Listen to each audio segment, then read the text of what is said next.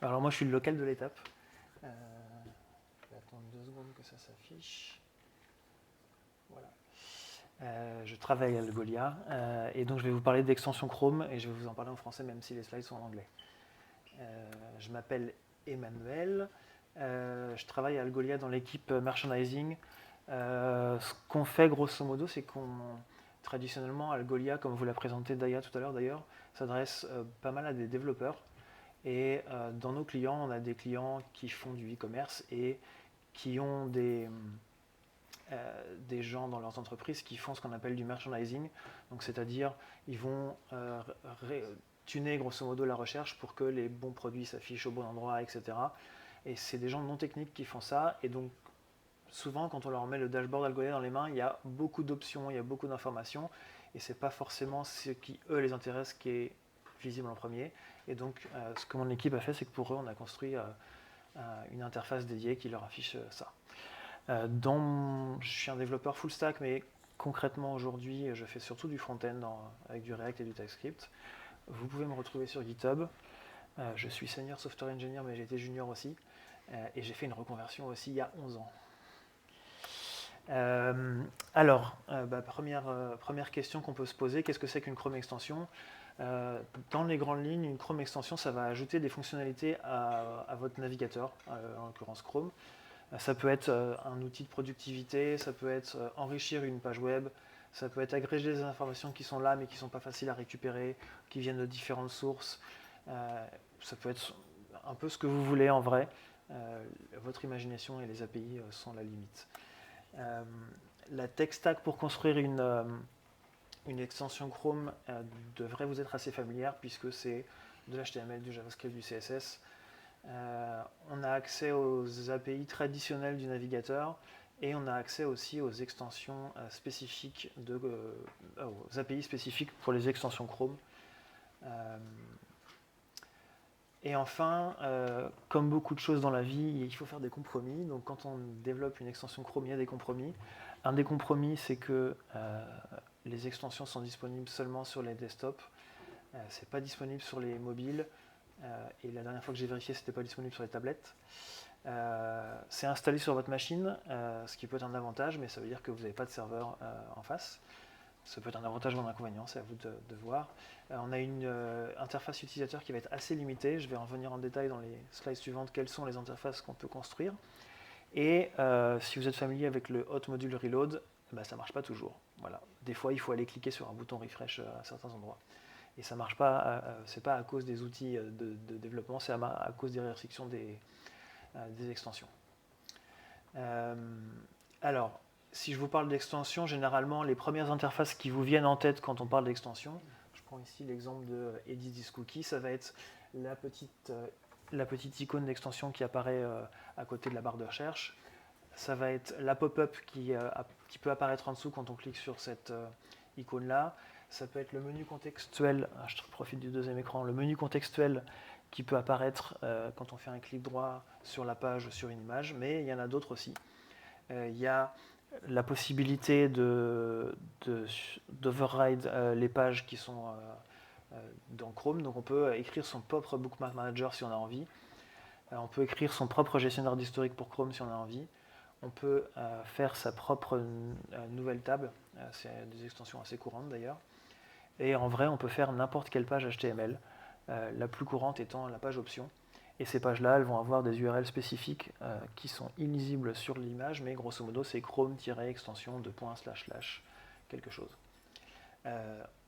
En théorie, on peut aussi faire des extensions qui n'ont pas d'interface utilisateur, mais dans la pratique, il y aura souvent au moins une page option. Par exemple, les extensions qui font de blocage publicitaire, il y a au moins une page d'option.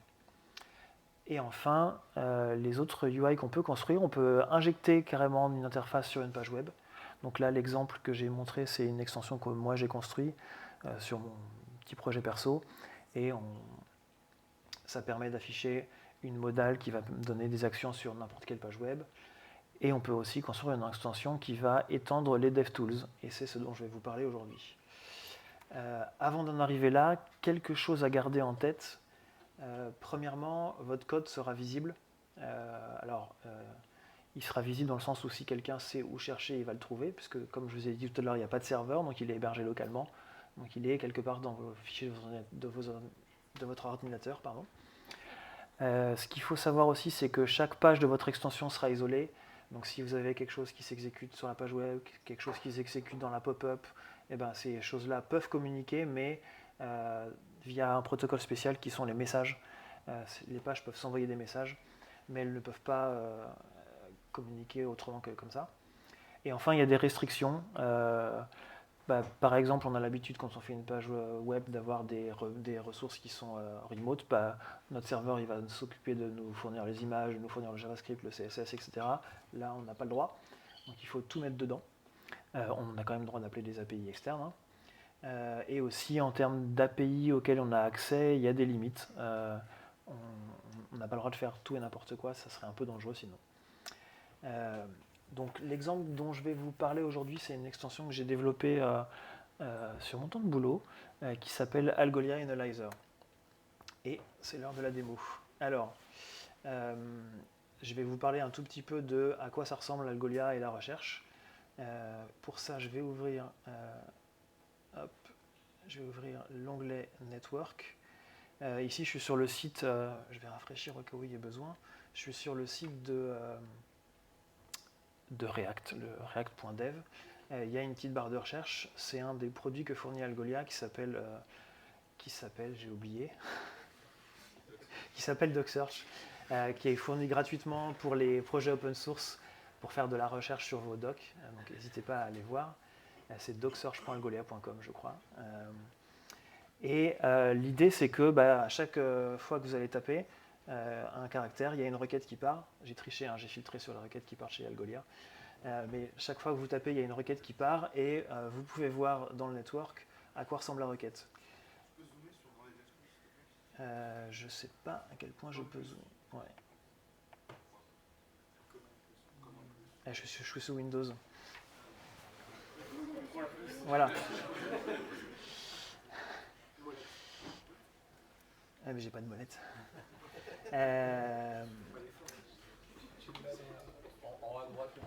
Non, mais normalement j'ai déjà zoomé là. Ceci dit, la seule chose que je veux vous montrer sur cet écran-là, c'est que, comme vous pouvez le voir, les formes data ne sont pas très bien affichées par Chrome. Si vous avez déjà regardé à quoi ressemblait le payload, ça a pu vous arriver sur les requêtes Algolia et sur d'autres requêtes aussi. Et donc c'est une des principales raisons pour laquelle je me suis dit, écoute, tant qu'à faire, je vais faire ma propre extension qui va aller récupérer elle aussi les requêtes qui partent vers Algolia. Cette fois-ci, je vais filtrer vraiment que sur ces requêtes-là, et puis je vais pouvoir afficher des informations qui sont un peu plus intéressantes pour ces requêtes-là spécifiques. Donc l'idée, c'est que je vais extraire ce que j'appelle des tags, mais c'est des infos de la requête qui sont appelées. Donc là, par exemple, c'est quel est le cluster qui est appelé, quel est l'index qui est appelé, quelle est l'API pass qui est appelé, etc. Ça peut être aussi un type d'API. Alors là, pour DocSearch, il n'y en a qu'un, c'est que de la search, mais si vous allez voir le dashboard d'Algolia, derrière, il y a d'autres API qui sont appelés, par exemple. Et puis, quand je vais afficher, je vais cliquer sur ma requête, cette fois-ci, je vais pouvoir voir déjà que le body est affiché à peu près correctement. Et puis, je vais pouvoir naviguer aussi dans la réponse. Je vais pouvoir aller voir les hits, etc. etc. Et puis, comme à l'époque où j'ai construit ça, je faisais des revues d'assignment pour des embauches de collègues. Et souvent, ce qu'on leur demande de faire, c'est de faire une petite démo en utilisant Algolia. Un des premiers trucs qu'on aime bien vérifier quand on nous envoie une démo, c'est les ACL qui sont liés aux API qu'ils utilisent. Et donc, j'ai construit ça dans la librairie. Je prends l'application, l'API key, et puis je peux voir tout de suite quels sont les ACL qui sont utilisés. Donc là, c'est bien fait, parce que c'est DocSearch, c'est Algolia qui le fait. on a essayé d'appliquer nos bonnes pratiques. Donc là, j'ai 3 ACL qui sont demandés. Et puis ensuite, j'ai rajouté ce petit outil. Quand il y a l'ACL de setting, je peux aller regarder les settings de l'index, comment il est configuré. Ça permet de ne pas avoir besoin potentiellement d'aller sur le dashboard, regarder comment c'est configuré pour comprendre pourquoi j'ai ce résultat-là qui arrive avant, etc. Le dernier truc marrant, quand on fait des extensions sur lesquelles on développe les DevTools, c'est qu'on peut faire Inception. On peut inspecter les DevTools avec les DevTools. On n'aura pas nos extensions de DevTools dans la version inceptionnée, mais c'est quand même bien pratique. Et voilà, je sélectionne un truc et il est sélectionné derrière. Retour là. Donc, qu'est-ce que fait Algorithm Analyzer? Donc, ça va rajouter un panel dans les DevTools, comme je viens de vous le montrer. Ça permet d'inspecter les requêtes qui sont faites au serveur Algolia. On peut filtrer, je ne vous l'ai pas montré dans la démo, mais dans les deux inputs en haut, on peut filtrer par les tags qui sont affichés. Là, il n'y a qu'un seul type de requête, donc il n'y avait pas des masses d'intérêt. On peut filtrer en négatif aussi. Et puis, ça nous montre le JSON formaté. Et puis, il y a quelques petits outils additionnels, donc vérifier les ACL des API keys, vérifier les settings d'un index. Quand on développe une extension, il y a un fichier qui est obligatoire. Alors, si on met que ce fichier, ça ne va pas servir à grand-chose, mais il y a un fichier qui est obligatoire, c'est le manifeste. Si vous avez développé des extensions, des applis mobiles ou des applis de store, ça va vous parler. Ça n'a rien de révolutionnaire. Donc, les infos qui sont affichées en haut, c'est les infos basiques. Donc, la version du manifeste, il y a un versionning de manifeste, je reviendrai un petit peu là-dessus à la toute fin de la présentation. Le nom et la description, la version, qu'il faut penser à incrémenter quand on va updater son extension. On peut demander à ce que l'extension soit disponible que pour une version minimale de Chrome. Bon, là, je l'ai mis, mais on aura une version 60. Je ne pense pas qu'il y ait grand monde qui utilise une version de Chrome inférieure à 60 aujourd'hui. Et puis, les icônes qui sont affichées. Et la partie qui est intéressante, c'est ce qui vient après. Là, dans ce cas-là, je lui dis, moi, je veux faire une DevTool, une page de DevTool. Donc, je lui dis, ma DevTool page, ça va être, là, c'est un chemin relatif vers ma page devtools.html. Ce qui s'affiche dans ma page devtools.html, c'est un bed.js, qui va... alors oui, ça peut paraître contre-intuitif, mais ce devtools.html, c'est pas ce qui va s'afficher dans les DevTools quand on les ouvre. C'est juste, grosso modo, une page qui permet de loader un script qui va être chargé à chaque fois qu'on ouvre les DevTools. Et en l'occurrence, ce script, il permet d'ajouter un panel aux DevTools. On va aller voir tout à l'heure dans VS Code à quoi ça ressemble. Là, ensuite, par exemple, ici, je demande une permission. C'est une permission des plus basiques, le storage, pour sauvegarder des préférences utilisateurs, mais ça peut être tout un tas de permissions. La plupart du temps, on a besoin de demander des permissions. J'ai pas besoin de demander de permission DevTools en dehors de cette ligne-là, c'est automatique. J'ai accès aux DevTools API, mais c'est rarement le cas. Généralement, il faut le demander explicitement. Et ensuite, deux choses auxquelles vous aurez souvent affaire, c'est les host permissions. Les host permissions, ça permet de dire où est-ce que mon extension va s'exécuter. Les toutes premières extensions que j'ai développées à l'époque dans mon ancien boulot, c'était pour des clients. Donc, c'est des extensions, on voulait qu'elles s'exécutent que sur des domaines spécifiques. Et donc, dans ce cas-là, je mettais une restriction sur les domaines sur lesquels ça s'exécutait. Ici, Algolia, ça peut être exécuté sur un peu tous les domaines. Donc, je demande à ce que ça s'exécute sur toutes les URL. Et enfin, Web Accessible Resource, c'est assez intuitif le nom, mais l'idée c'est quels sont mes fichiers qui sont dans ma codebase qui va être sur l'ordi, quels sont ceux que je veux rendre accessibles, soit à mes autres fichiers, HTML. Par exemple ici, je veux que ce panel il soit chargeable par les DevTools, ou alors par d'autres extensions, auquel cas je peux dire les extensions avec tel ID ont le droit de charger ces fichiers-là de mon extension. Je n'ai jamais essayé, mais je sais que ça existe. Et Matches, ça permet de limiter quelles URL, là encore, ont accès à ces fichiers-là. Et c'est reparti, cette fois-ci, on va aller dans VS Code. Donc ça, c'est le fichier panel. Donc c'est ce que je vous ai dit qui s'ouvrait quand on ouvrait le nouveau panel. Comme on peut le voir, c'est un bête HTML de base pour créer une application React, parce que oui, on peut faire une application React dans une extension Chrome et dans les DevTools en l'occurrence. Tout ce que je vais faire, c'est rendre une page React, tout ce qui est de plus standard. On va aller la voir. Et voilà, c'est du React tout à fait standard. Il n'y a rien de sorcier. J'ai un state avec ici par exemple la liste de mes requêtes que je vais updater au fur et à mesure que les requêtes arrivent dans les DevTools. On va voir un peu plus loin comment ça marche. Et puis je vais retourner mon contenu React. Donc j'ai le header qu'on a vu sur la page avec le titre ici en H1. J'ai une section qui va afficher deux tabs avec la tab Network et la tab Tools que je vous ai montré, et ensuite un aside qui va permettre d'afficher la sidebar qui s'affiche sur le côté avec le détail de mes requêtes.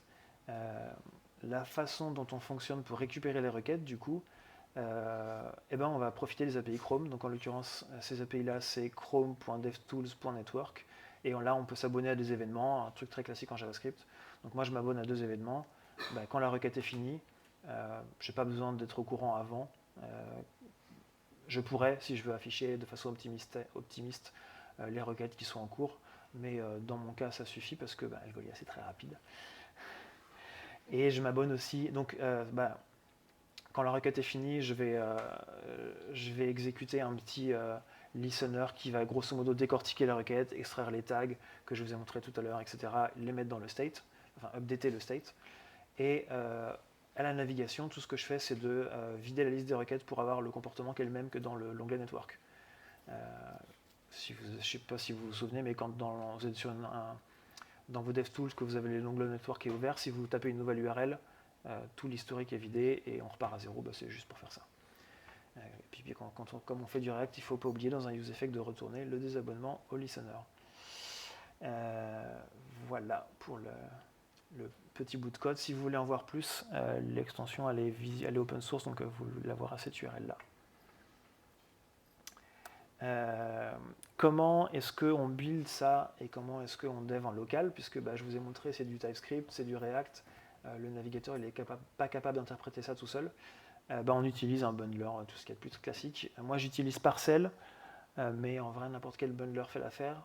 La raison pour laquelle j'utilise Parcel, c'est que non seulement ça supporte TypeScript et React, mais surtout ils ont une gestion intégrée des Chrome extensions. On a juste besoin d'utiliser un petit flag et puis ça marche à peu près tout seul.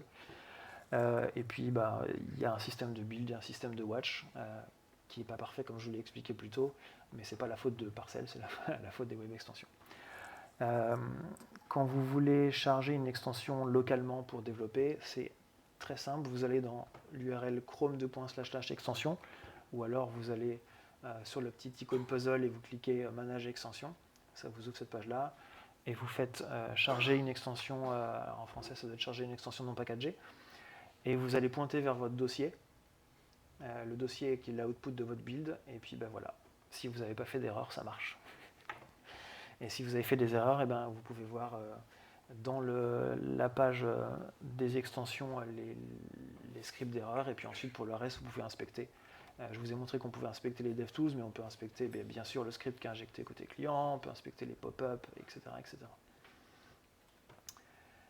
Pour finir, quelques informations supplémentaires. Si vous voulez publier vos extensions Chrome, en tout cas c'est via le Chrome Web Store. Il me semble que le Chrome Web Store est accessible à pas mal de navigateurs dérivés de Chromium. Pour ça, ce qu'il faut faire, c'est aller sur cette URL-là, donc sur le Web Store, la Dev Console. Pour pouvoir publier une extension, il faut avoir un compte dev et il faut payer 5$ une fois. Moi, je l'ai fait il y a une dizaine d'années et c'est toujours valable. Il faut un .zip qui contient l'extension, donc grosso modo, on va zipper le dossier qu'on a chargé tout à l'heure en local. Si on veut, on peut minifier et tout ça, mais en vrai, il n'y a pas besoin puisque c'est du code qui est en local, il ne va pas être téléchargé. En interne, le Chrome Web Store va signer ce .zip qui va devenir un .crx. Si vous avez développé des extensions Chrome il y a longtemps, vous vous rappeliez qu'on faisait ça à la main localement, il ne fallait pas perdre son certificat. Maintenant, c'est géré par le store. Et le .crx en vrai, c'est juste un .zip signé. Il faut une description, quelques images, et puis quand vous updatez votre extension, n'oubliez pas d'updater le numéro de version, sinon il ne l'acceptera pas. Je vous ai parlé, donc l'exemple que je vous ai montré, c'était avec le manifeste V3. Je vous ai montré la première ligne, c'était manifeste version 3. Il y a une version qui a eu longtemps cours, c'est la version 2. Moi, quand j'ai commencé à développer les extensions il y a une petite dizaine d'années, c'était déjà la version 2 à l'époque, je n'ai pas connu la version 1. Et donc je vais vous parler un peu des différences entre les deux et vous allez comprendre pourquoi pour la slide d'après. La différence entre les manifestes V2 et manifestes V3, c'est qu'aujourd'hui, on ne peut plus publier d'extension en manifeste V2 sur le Chrome Web Store. Et il y a plein d'API qui sont différentes entre la V2 et la V3. Il y a un guide de migration, si vous avez une extension V2 pour la migrer vers la V3, qui vous explique les principales différences. Mais la principale différence entre les deux, c'est que on peut avoir besoin des fois d'exécuter des travaux en arrière-plan. La façon de faire ça en V2, c'était un truc spécifique qui s'appelait les backgrounds. Ça peut être une background page ou un background script. En V3, depuis, il y a les service workers qui ont été inventés et qui ont été implémentés dans les navigateurs. Donc la V3, côté Chrome, remplace le background par les service workers. Ça a plusieurs impacts sur la façon dont on développe. Si vous avez déjà fait du service worker, vous savez qu'on n'a pas accès au DOM avec les service workers. Donc typiquement, ça veut dire qu'on n'a pas accès au local storage. Et du coup, historiquement, dans les extensions Chrome, souvent on utilisait le local storage pour sauvegarder les préférences utilisateurs. On ne peut plus. Pour ça, on utilise chrome.storage.local. C'est la permission que j'ai demandé tout à l'heure dans le manifeste. Et l'autre principale différence, qui ne sera pas une surprise si vous avez déjà travaillé avec le service worker, c'est qu'un service worker, c'est pas persistant, là où le background script, lui, était persistant. Voilà. Et puis la principale autre différence qui a beaucoup fait parler quand la première version du manifeste V3 a été annoncée, c'est que les API pour modifier et pour bloquer les requêtes réseau ont été très fortement changées entre la V2 et la V3, et plutôt en restrictif. On peut faire beaucoup moins de choses avec les API existantes. Alors je sais que depuis ça a changé, mais ça a impacté principalement les adblockers. Google, les adblockers, j'ai pas besoin de vous faire un dessin. Dernière info, si vous voulez développer sur Firefox, les web extensions sont supportées. Historiquement, Firefox a proposé de développer ce qu'on appelait des add-ons. Depuis un bon moment maintenant, ils supportent aussi les web extensions qu'ils affichent comme étant un sous-type d'add-on. Le store est différent, c'est celui de Mozilla, addon.mozilla.org. Là où on a de la chance, c'est que Mozilla, comme ils sont arrivés un peu après la bataille, ils ont fait les choses intelligemment. Si vous dites, moi je veux appeler l'API chrome.devtools.network, ça marchera, même si on est dans Firefox. Ce qui est cool en termes de développement. Par contre, il y a quand même des API supportées qui sont différentes, déjà de base parce que les mêmes API ne sont pas supportées sur tous les navigateurs. Dans l'exemple de mon extension, par exemple, j'utilise l'API URL pattern, et j'ai découvert qu'elle ne marchait pas dans Firefox, elle n'est pas implémentée. La principale différence, c'est que la façon dont Firefox a implémenté le manifeste V3 n'utilise pas les service workers, mais utilise les background scripts de la version 2. Ce qui veut dire que potentiellement, il faut faire deux implémentations différentes. Le dev workflow est aussi différent. Là, on ne peut pas charger un dossier, on peut charger soit un point zip, ce qui n'est pas très pratique pour un workflow de dev, parce qu'il faut à chaque fois modifier le point zip, etc. Mais on peut aussi charger pointer vers le manifeste directement, et du coup, là, on aura quelque chose un peu plus dynamique, il suffit juste d'aller cliquer sur le bouton refresh après quand on a modifié des choses. La principale différence par rapport à Chrome, c'est que les extensions qu'on charge en mode dev, elles vont disparaître au redémarrage. Et les outils pour inspecter sont beaucoup plus limités que ce qu'on a sur Chrome. On ne peut pas faire Inception comme je vous ai montré tout à l'heure. En guise de conclusion, un poster inspirationnel. Si vous manque quelque chose dans votre browser, améliorez-le. N'hésitez pas à partager vos créations. Je n'ai pas fait exprès que c'était dans les valeurs qui étaient présentées au début. Et puis, si vous êtes un développeur, vous avez les outils, vous connaissez la stack, donc allez-y. Voilà.